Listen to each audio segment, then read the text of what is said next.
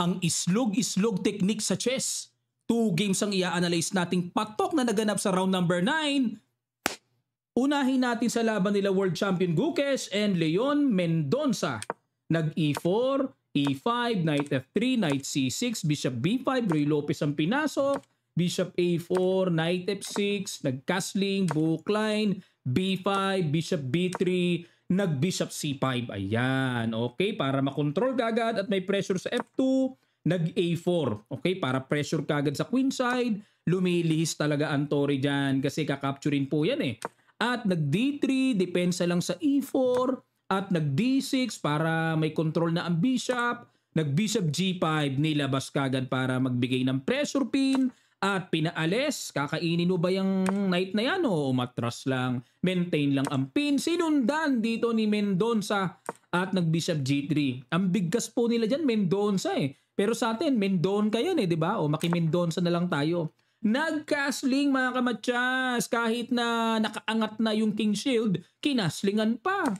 At nag-C3 para balak dito ay magdi-D4, umalis kagad para hindi na matimingan, nag-Knight A3 para mairita yung pawn sa B5, at nag-Knight E7. At yan po ang lumalabas na novelty sa laban na ito dahil Bishop G4 at may tumira na ng B4. Yan po ang mga naganap na dito, pero Knight E7 lang si Mendonca at nag-Knight C2. Ayan, dito po kasi mga kamatsas, pag kinapture yung B5 na tipong sa buong akala ay lamang ng isang pawn, pero pababayaan lang pala yan, magda-Knight G6 lang. Medyo malayo at malalim yan. No? Tingnan nyo evaluation bar, oh. Lamang ng kaunti ang black, malalim yan. Kaya dito medyo naamoy o alam talaga ni Gukesh na hindi mo ako maiisahan, kaya nag-Knight C2 lang at nag-Knight G6, Knight to E3, nakikipagsabayan ng galaw-galaw ng Knight. At ang nakakagulat dito mga kamatsas, tinagpas ni Mendonca ang Knight. Pinagpalit ang Bishop sa Knight lang. At nag-King G7. Bakit kaya? Siguro naiirita siya na baka yung Knight ay may talon sa F5, di ba? Hindi natin mapigilan yung minsan may gumugulo sa isip natin. Nako, nakakatakot. Kaya kinapture na. At nag-Bishop C2, ayan, na Bishop C2 mukhang mag-D4, ipe-pressure yung E5 at yung Bishop C2 ay magkoconnect pinakadepensa at hindi babagsak. At nag-C5, nag-abang, sige, mag-D4 ka. Kumapture muna, capture, ayan, may mainam na tempo, open file, at nag-B4, medyo kakaiba rin na B4. Napaka-capture, mapapaka-capture ka talaga, obligado. Capture, and then nag-Queen E7, at nag-Rook A5, yan na po. Dito na nagsimula ang paislog-islog, no? Yung Rook A5, threat muna, pressure muna, Bishop D7, ayan, depensa, develop, at nag-D4, ayan na, para may pressure na sa E5, nag-Bishop C6, tineret yung pawn sa E4. Ayan, dito mga kamatsas, baka mapatanong kayo, coach, ba't hindi kinapture yung pawn sa D4? May threat ang black sa E4, magku-queen takes D4 kasi yan. Yan, depensado na yung pawn sa E4, magkakaproblema pa ang black dyan. O, di ba? May problema kaya hindi talaga dapat basta capture ng capture. Nag-Bishop C6, no? Threat muna, pressure sa E4 at nag-Queen to A1 si World Champ para talagang doble-doble triplehin ang pressure sa E5 at inaabangan niya talagang ikaw na kumapture dyan, mag-react ka na. Pero nag-Rook E8 lang para dagdagan ng depensa. Bishop B3, aba, talagang pahalaliman na. Grabe itong islog na to. May pressure sa F7 at nag-Rook A8. Ayan. O dito mga kamatsas, no? Gusto ko pa rin malinaw o malaman. Ayun, Knight naman ang pangka-capture. Okay. So may threatening Knight F5. O paano kung mag-Bishop takes E4? Walang Knight F5. Kakapturin lang yan. Mag-Rook A7. Harangan natin ang Torre, kakapturin lang, ay hindi makakapture ng Bishop, may ganon, double. Pag Queen ang pinang-capture, may Knight to C6 at yun ang sasapul. At tingnan nyo po evaluation bar, talagang grabe, terrible na yan. Okay, balik tayo. Nag-Rook A8 dito si Mendonca at nag-Knight D2.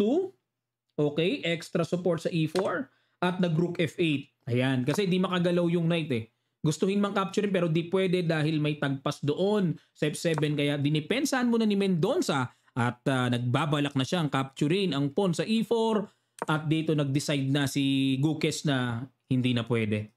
Kailangan ng depensahan. At nag-knight h5, pineresure ang bishop, napa-bishop e1 dito, knight f6 ulit, nag-rook f5. Talagang kontiryado ni Gukes na yung e5 talaga mag-react ka na. Ayan, pero binad mo ba ng computer? Ang mainam daw, base sa computer ay d5. Ayun, na halimbawa, hindi pwede mag-bishop d7, mabibitin ng tore, obligadong kakapture pala dyan.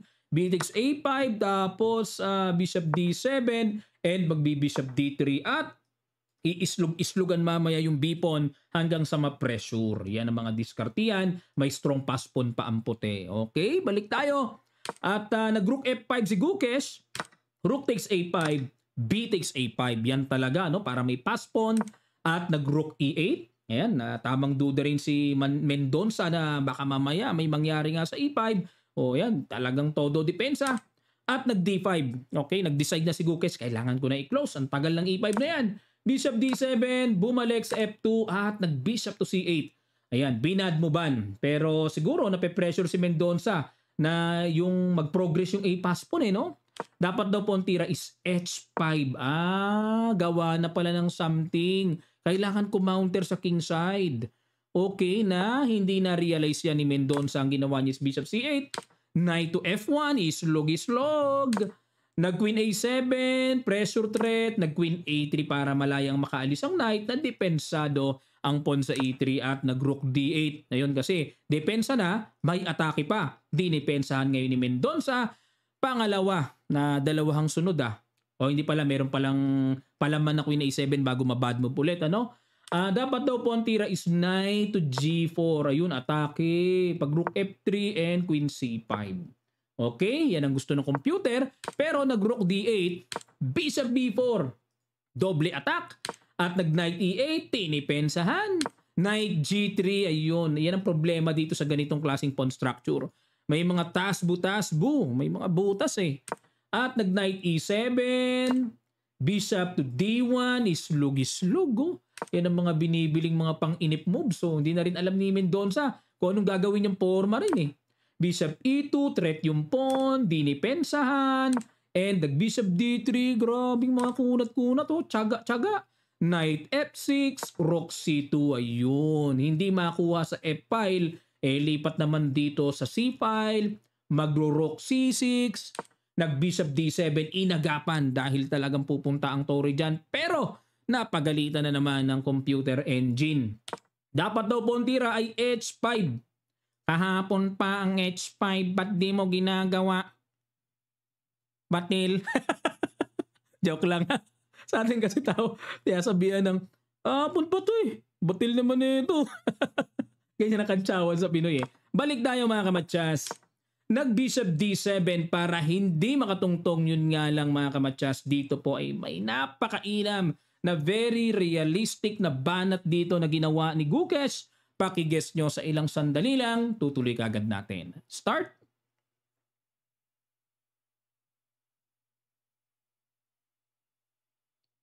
Maraming salamat po mga kamatsas! Bishop takes d6. Hindi man lang nasindak sa ganitong pangyayari na nandyan ang tore, pinasok pa ni Gukes. Na-realize si Gukes, nga nandyan ang tore mo, nakatutok sa queen ko. Pero di mo maalis ang bishop mo dahil nakapin ang tore mo. Nga pala may ganon. At nag-queen to a7, tineret ang pawn sa e3, sinimplihan lang ang bagay-bagay. Tinagpas pa uli ang pawn sa e5, kinapture, check, double. Nako, paano yan, coach? May rook f2, boom! Bitin din ang knight. Dito po talagang isinuko na dahil mas matindi yung paparating. Kesa sa makapture ang bishop, may pamatsas, durug-durug talaga black dyan. Game number 2 tayo! Matindi rin to mga kamatsas, promise. White si Pedosib, nag d4, knight f6 si Hari Krishna, nag c3 lang, abay kumunat lang. d5 control the center lang si Hari, bishop f4, ayun, pinumber sa London. Nag h3, napaka-rare no? At nawala kagad sa bookline dahil ang natural dito e3, knight d2, knight f3, pero nag h3 lang. Bishop f5, ayun, na-convert ulit, pumasok sa, na-transpose sa bookline. Knight d2, e6, Knight F3, develop, nag-bishop D6, tinapatan, exchange, Knight E5. Ayan, nawala na po talaga. Ito, totally novelty dahil bishop takes D6 ang palagi ang ginagawa dyan. So, Knight E5, hinarangan, Queen C7, nag-G4, kakaiba talaga ang timplahan. Bishop G6, nag-E3, and nag-Knight BD7, Knight takes bishop, H takes G6, capture, capture, at nag-Queen E2. Ayun, kakaiba rin ng Queen E2 ni Fedosib. Mag-E4 ba mamaya? At nag-B5. Ba't naman nag-B5 doon? G5. Balik ang Knight. H4. Okay? Ikot ang Knight. Knight E7. Going to F5 ulit. At nag-Queen F3. Rook H5 mga kamatsas. Yun lang. Medyo na pa... kakaiba. Bakit nag-Rook H5? Kasi kung ako block dito, parang madaling makita is Knight F5 para may threat pa sa H4. Tapos ang ginawa dito is, ang gagawin sa continuation, Bishop D3. Malalim, no? Pero, yan talaga. Knight F5 lang, pero nag-Rook H5. Sa anong dahilan? Nag-Bishop E2, ayan, pinuntahan ka agad, para may pang-pressure ka agad, At nag-Knight B6, E4, Knight C4, pasok, A4, ayan, talagang gulo-gulo na ito. Break the queenside pawn structure. At nag-Knight takes D2, King takes D2, nag-B4. Ayan, hindi kasi pwedeng capturein ng ganun-ganun lang mga kamatsas. After Rook takes A4, yung A7 ang ite-threat mamaya. Yan ang tatargetin. So, mawiwik. Kaya, gat maaari, maklose. And B4, at nag-E5, Queen to B8, and kumapture na. Capture, Queen C3 na obliga ditong. Aba, good move pa yung Rook B8. Ang akala ko talaga obligado to kasi nga may tempo attack doon sa tore. Di ba parang obligado to? Capture, capture, pag Rook H8, yun nga lang mauunahan sa B-file. Na na-realize dito ni Hare Krishna, natanaw niya yan, teka muna, ano ang pangsangga ko papunta sa o papasok niya sa B-file? Wala. Yan, kaya positional decisive advantage, ang laki ng evaluation bar. Kaya dito mga kamatsas, tamang-tama ang Rook B8 dito. Exchange sacrifice, Capture, capture, King C2 para masuportahan ang pawn. Knight to F5, may threat. And Rook D1. Ayan, tsaga-tsaga pag may nilaga. Pag may tsaga pala, may nilaga. Baliktad. Knight takes H4, binigay talaga dahil nag-Rook A3. Grabe ring mga natatanaw ni Fedosib, no? Mga yun, kinapture, King D8. Ayan dito mga kamatsas, grabe. Tingnan nyo po bitin yung pawn sa D4, bitin yung pawn sa B2, pero may napaka-perfect na realistic dito na ginawa si Fedosib na malaki ang matutunan natin dito. So, ibigay ko po sa inyo as a puzzle. Ano kaya yon sa ilang sandali lang, tutuloy kagad natin. Start.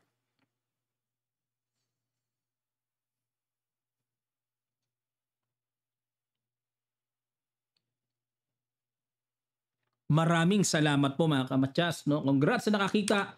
Rook C3, grabe. Napabilib ako sa tira na yun ni Fedosib. Idea is Queen C7 check. Imagine niyo Knight takes, di ba? Kakapturein lang yung Knight. Capture, mahihiwalay. May Queen C7 check. Tagpas. Matchas yan. Queen takes B2. Kakatakot, no? King D3. Na dito, ano kasunod? Ay, grabe mga teknik. Grabe. Mga islog effect, Knight E7, threat sa Queen check, King E8, and Rook C1. Okay? At dito nag-Rook D8. Ayan na. Dahil sa may nerve tayo, pagkairita, bumigay ang tira dito ni Hare Krishna. Dapat daw po ang perfect move is to play Rook B7. Nakakailang nga lang. Bakit? Parang tipong may mga check mamaya doon. Mag-Queen D6, tapos mag-Rook B3. Akalain nyo yung panimplang tiro. Ang hirap makita ng ganyan tira. Mahirap. Talagang grabing timplahan ang gagawin mong realization. Kaya medyo ito lang kinaya Rook D8, parang feeling dito ni Hare Krishna na at least nakayakap ang tore, malapit sa king, iwas sa mga matya-matyas. Ayan, dito po may pakita ko sa inyo. Halimbawa mag-Knight F5 dito. Grabe, swabe. Yan na yung paparating. Swabe, swabacious. Ayan, naka-invento ulit tayo. May pang swabacious na meditations. Mate. Balik tayo sa Rook B8 at nag-King E3. Akalain nyo yung King E3 pero hindi yata nagustuhan ng computer. Queen takes A7. Nasobrahan sa islog-islog oh. King to E3, nag-G6. Ayan bakit kaya hindi nag-Knight F5? Parang ang sarap iganyan Pag nag-King F3, halimbawa Knight takes D4, pakain na pala talaga. Ang purpose lang is from super exposed king, takbo, tago. O yun, tinan nyo evaluation bar. Ganyang kalalalim ang mga super GM mga kamatyas. Grabe sa realization. Na dito, ito pa rin ang threat. Kakapturin ng Torre, dalawang check ng Torre doon, matyas. Yun ang paparating na Hanep, balik tayo sa G6. A5, yan pa ang isa sa malupit dito na ginawa. Napakalupay song A5. O akalain nyo nakita pa yung tira na yan. Eksaktong tira ng computer engine. Lalim mo kasi itong A5 preparasyon yan na kapag nawala ang pawn mamaya bay malapit-lapit na. Grabe at wala rin queen B6 mamaya. Grabe itong A5. Rook D7, queen C5, rook B7, A6. Sumobra ka naman, napuri ka lang. Ayun, nasobrahan sa dapat naman daw ang tira is queen A3 which is mahirap makita. Kasi umaatake ka na biglang bigla kang makikipagganyanan O pero yun ang pinakatama Balik tayo sa A6, rook D7 na mali din po dapat daw is rook B3 pa rin.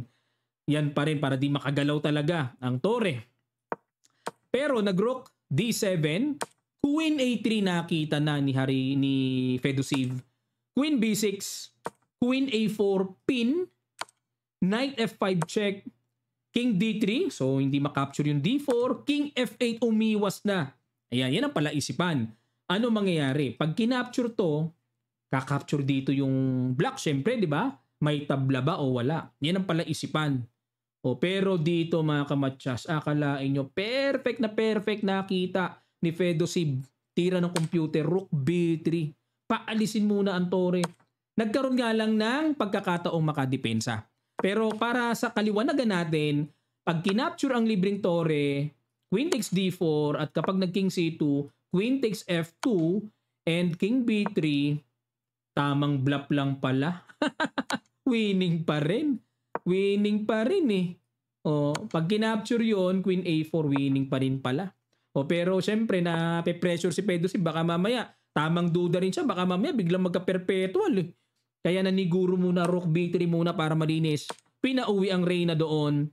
Rook B7 hinamon at nag-rook E7 umiwas at dito po mga kamatyas pirmahan time. Queen B4 resign si Hare Krishna dahil ang kasunod po ay mag-rook B8 na talagang totally hopeless na ang black dito. Okay, ito po ang standing nila after round number 9.